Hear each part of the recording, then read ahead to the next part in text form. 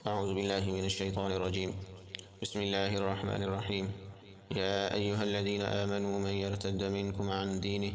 فسوف يأتي الله بقوم يحبهم ويحبونه أذلة على المؤمنين أعزة على الكافرين يجاهدون في سبيل الله ولا يخافون لومة لائم ذلك فضل الله يؤتيه من يشاء والله واسع عليم. إنما وليكم الله ورسوله والذين آمنوا الذين يقيمون الصلاة ويؤتون الزكاة وهم راكعون ومن يتول الله ورسوله والذين آمنوا فإن حزب الله هم الغالبون. صدق اللہ العظیم. یا ایہا الذین آمنوا، اے ایمان والو، من یرتد منکم عن دینی، جو کوئی تم میں سے اپنے دین سے پھرے گا، فسوف یأتی اللہ بقوم، تو ان قریب اللہ تعالیٰ لے کے آئیں گے ایسی قوم، یحبہم، جن سے اللہ محبت کریں گے، ویحبونہ، اور وہ بھی اللہ سے محبت کریں گے، اذلۃ علی المؤمنین، وہ ایمان والوں پر تو بڑے نرم دل ہوں گے، اعزۃ علی الکافرین، کافروں پر بڑے سخت دل ہوں گے، یجاہدون فی سبیل اللہ، اللہ کے راستے میں جہاد کریں گے، ولا یخافون لومۃ لائم، اور اللہ کے معاملے میں کسی ملامت کرنے والی ملامت سے خوف نہیں کھائیں گے. ذالک فضل اللہ یؤتیہ من یشاء، یہ اللہ کا فضل ہے جس کو چاہے عطا کرے. واللہ واسع علیم، اور اللہ تعالیٰ کی ذات بڑی وسعت فرمانے والی ہے، بڑی جاننے والی ہے. انما ولیکم اللہ ورسولہ، بے شک اللہ ہی تمہارا دوست ہے اور اس کا رسول. والذین آمنوا، اور وہ لوگ جو ایمان لے کے آئے. الذین یقیمون الصلاۃ، جو نماز کو قائم کرتے ہیں. ویؤتون الزکاۃ، زکوٰۃ ادا کرتے ہیں. وہم راکعون، اور وہ جھکے ہوئے ہوتے ہیں. ومن یتول اللہ ورسولہ، اور جو آدمی اللہ اور اس کے رسول کو اپنا دوست بنائے گا. والذین آمنوا، اور ایمان والوں کو اپنا دوست بنائے گا. فإن حزب اللہ هم الغالبون، تو بے شک یہ اللہ کی جماعت ہے اور یہی غالب ہونے والی ہے. گزشتہ آیات کے اندر یہود اور نصارہ اور کفار کے ساتھ دوستی لگانے سے، دلی تعلق اور محبت رکھنے سے منع کیا گیا تھا، اور آخر میں ڈانٹ بیان کی گئی تھی کہ جو ان کے ساتھ اٹھنا بیٹھنا کرے گا، ان کے ساتھ محبت اور تعلق ان کے ساتھ ہوگا، تو وہ انہی میں سے شمار کیا جائے گا، دنیا کے اندر بھی اور آخرت میں بھی انہی کے اندر سے شمار ہوگا. تو خطرہ تھا کہ اگر کچھ لوگ ان کے ساتھ ان کے رسم و رواج کے اندر ایسے گھس جائے کہ اپنے اسلام سے یا اپنے دین سے ہی پھر جائے، تو یہ خطرہ تھا. تو اس پر یہ آج کی آیات میں یہ بات بیان کی گئی ہے. یا ایھا الذین آمنوا، اے ایمان والو، من یرتد منکم عن دینہ، جو کوئی بھی اپنے دین سے تم میں سے پھرے گا، یعنی ان کے دین کو پسند کرنے لگے گا. جیسے آج بھی بہت سارے ہمارے کمزور ایمان والے یورپ کے ملکوں میں جاتے ہیں، چاہے کسی بھی مقصد کے لیے جائیں، وہاں ان کا رہن سہن اور ان کے جو قوانین ہوتے ہیں اور ان کے جو معاشرت ہوتی ہے ان سے اتنا متاثر ہو جائے کہ ان کے مذہب کو قبول کر لیں اور اپنے دین سے ہٹ جائے. تو ان کے بارے میں یہاں بات ہے کہ جو کوئی بھی اپنے دین سے ہٹے گا، کسی اور کے دین کو قبول کر لے گا، تو اس میں اللہ کا کوئی نقصان نہیں کر رہا، وہ اپنی ذات کا نقصان کر رہا ہے. اللہ کو اپنے دین کے لیے کسی بندوں کی ضرورت نہیں ہے، اللہ کسی کا بھی محتاج نہیں ہے اپنے دین کے لیے. فسوف یأتی اللہ بقوم، تو اللہ تعالیٰ ایسی قوم کو پیدا کر دے، ایسے لوگ اللہ تعالیٰ ان کو ہدایت کی توفیق عطا فرما دے. یحبہم ویحبونہ، کہ اللہ بھی ان سے محبت کرے اور وہ بھی اللہ سے محبت کرنے والے ہوں. تو یہ واقعات واقعی ہوتے رہتے ہیں کہ کوئی لالچی قسم کے یا کمزور ایمان والے جن کو اپنے دین کے بارے میں مکمل معلومات نہیں ہوتی ہے، وہ کسی اور سے متاثر ہو جاتے ہیں. تو وہ جب نکل جاتے ہیں اپنے دین سے، تو اللہ تعالیٰ ان کے بدلے میں ان سے زیادہ سمجھدار، سلجھے ہوئے، تربیت یافتہ، تعلیم یافتہ ان کو اللہ تعالیٰ ہدایت عطا فرماتے ہیں، اور ان سے ایسا اللہ تعالیٰ دین کا کام لیتے ہیں کہ وہ یعنی آسمان ہدایت کے ایک چاند بن جاتے، ستارے بن جاتے. دیکھتے نہیں ہیں کہ پوری زندگی گناہوں کے اندر انسان کی گزری ہوتی ہے، پوری زندگی ہر طرح کے گناہوں کے اندر وہ گھسے ہوئے ہوتے ہیں، دنیا کا کوئی گناہ انہوں نے نہیں چھوڑا ہوا ہوتا، لیکن آخر میں اللہ تعالیٰ ان کو ایسی ہدایت عطا فرماتے ہیں، پھر وہ ایسے لگتے ہیں، ایسی محنت کرتے ہیں. جنید جمشید کو دیکھ لے، پوری زندگی جوانی انہوں نے موسیقی کے اندر، گناہوں کے اندر کھپا دی. خود کہتے ہیں کہ دنیا کا کوئی گناہ ہم نے نہیں چھوڑا، کوئی گناہ، پیسہ، شہرت، عیش و عیاشی، ہر چیز کھل کے ہم نے کی ہے، لیکن آخری وقت میں اللہ تعالیٰ نے ان کو ایمان کی دولت عطا فرمائی ہے. وہ تبلیغ میں لگے، ایسا لگے کہ لاکھوں لوگوں کو ہدایت کا ذریعہ بن گئے. اس طرح اور بھی بہت سارے لوگوں کو آپ دیکھیں گے. تو اللہ تعالیٰ کسی میرا آپ کا محتاج نہیں ہے. اگر ہم نکل جائیں، دین اللہ کی دین کی محنت نہ کریں،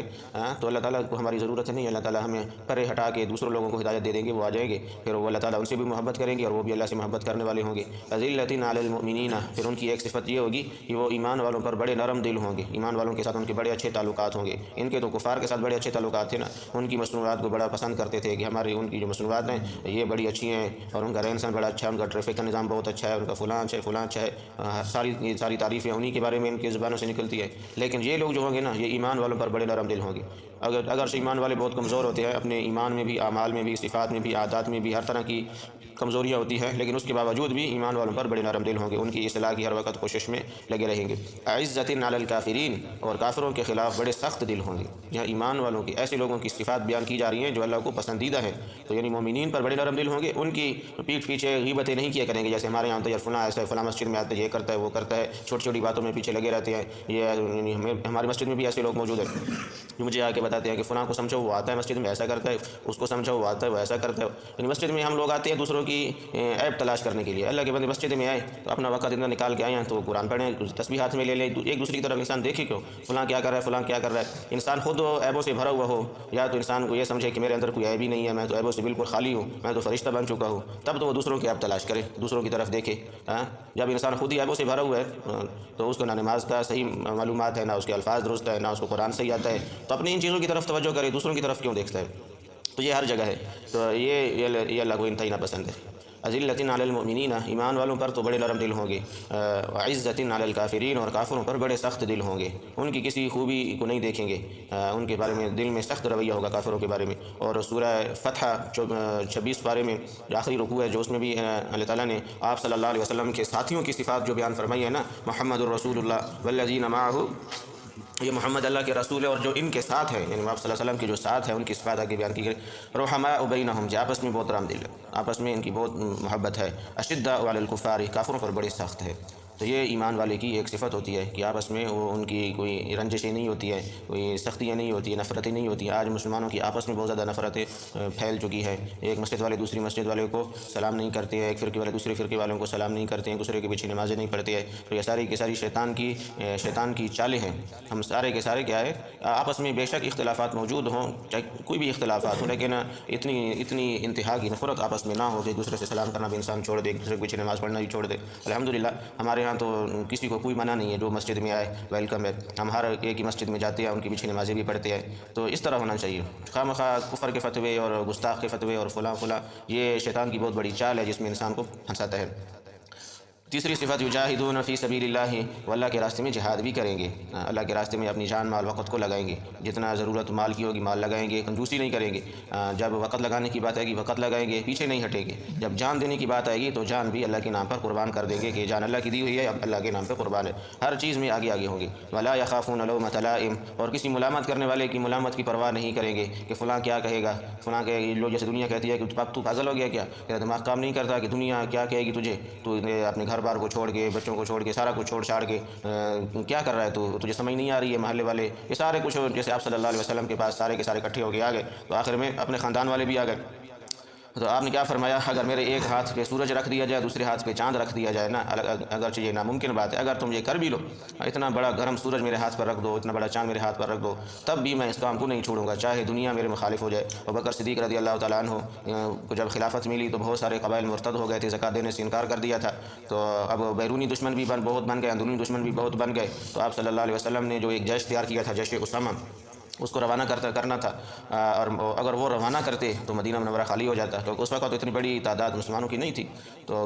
ادھر روم اور فارس والے تھے، ادھر یہود اور نصارہ تھے، دشمن بہت زیادہ تعداد میں تھے، تو تمام کے تمام صحابہ آ کے ابوبکر صدیق سے کہنے لگے کہ اس کو ابھی مؤخر کر دے، جیش اسامہ کو ابھی نہ بھیجے، اور ان کے خلاف جہاد نہ کرے، یہ جو مرتدین ہو گئے ان کو ابھی رہنے دے فی الحال، جیش اسامہ کو بھیج دے بے شک، لیکن کیونکہ آپ صلی اللہ علیہ وسلم نے اس کو خود تیار کیا تھا کہ اس کو بھیجنا ہے، اور آپ کی بات سے انکار تو یہ صحابہ کے لیے ممکن ہی نہیں تھا کہ آپ صلی اللہ علیہ وسلم نے ایک بات کا کہا ہو اور صحابہ نے نہ کیا ہو، یہ ممکن ہی نہیں ہے۔ تو صاحب نے کہا حضرت عمر رضی اللہ تعالیٰ عنہ جیسے جری انسان وہ بھی کہنے لگے کہ اے ابوبکر مرتدین کے خلاف ابھی تھوڑا صبر کرے،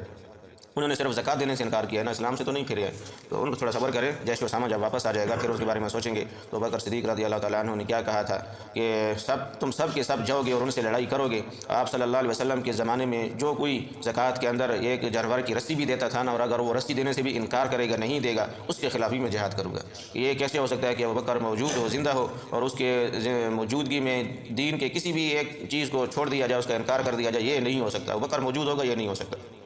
پھر کہا کہ اگر مدینہ منورہ کے اندر کتے آ کے گھس آئے نا، اور ازواج مطہرات کے بارے میں کہا تھا کہ ازواج مطہرات کو بھی گھسیٹ کے لے جائیں گلیوں سے، تب بھی میں اس کام کو نہیں چھوڑوں گا، یعنی تم سب کو یہاں سے نکالوں گا، مدینہ منورہ کو میں خالی کر دوں گا، جتنے مرد ہیں سب کو نکالوں گا ان کے خلاف جہاد کے لیے۔ یعنی صرف عورتیں بیچ میں مدینہ میں رہیں گی اور بچے رہیں گے، اور پھر یعنی اس وجہ سے کہا تھا کہ اگر کتے آ جائیں نا اور بچوں کے اوپر حملہ کر دے اور ازواج مطہرات اور عورتوں پر حملہ کر دے، اس کا بھی مجھے خوف ہو تو یہ بھی میں برداشت کر لوں گا، لیکن تمہیں یہاں نہیں چھوڑوں گا، تم سب کے سب جاؤ گے مرتدین کے خلاف جہاد کرو گے۔ تو یہ ہوتا ہے ایمان کی ایک پاور ہوتی ہے، ایمان کی ایک طاقت ہوتی ہے۔ تو ولا یخافون لومۃ لائم، کہ وہ اللہ کے معاملے میں کسی ملامت کرنے والے کی، کسی ڈانٹ ڈپٹ منع کرنے والے کی پرواہ نہیں کرتے ہیں۔ ذالک فضل اللہ یؤتیہ من یشاء، یہ اللہ کا فضل ہے جس کو چاہے وہ عطا کرے۔ تو یہ ایسے ایمان، یہ اللہ کا فضل ہے کہ ایمان کی مضبوطی اور ایمان پر استقامت اور استقلال، مستقل مزاجی کے ساتھ لگے رہنا، اللہ کے دین کی محنت میں لگے رہنا مرتے دم تک، یہ اللہ کا فضل ہے، کوئی انسان کا اپنا ذاتی کمال نہیں ہوتا ہے، جس کو چاہے اللہ تعالیٰ عطا کرے۔ واللہ واسع علیم، اور اللہ تعالیٰ کی ذات بڑی وسعت فرمانے والی، جاننے والی۔ انما ولیکم اللہ ورسولہ، بے شک تمہارے دوست تو اللہ اور اس کے رسول ہیں۔ پیچھے جو منع کیا گیا تھا نا کہ یہود و نصارہ کے ساتھ دوستیاں نہ لگانا،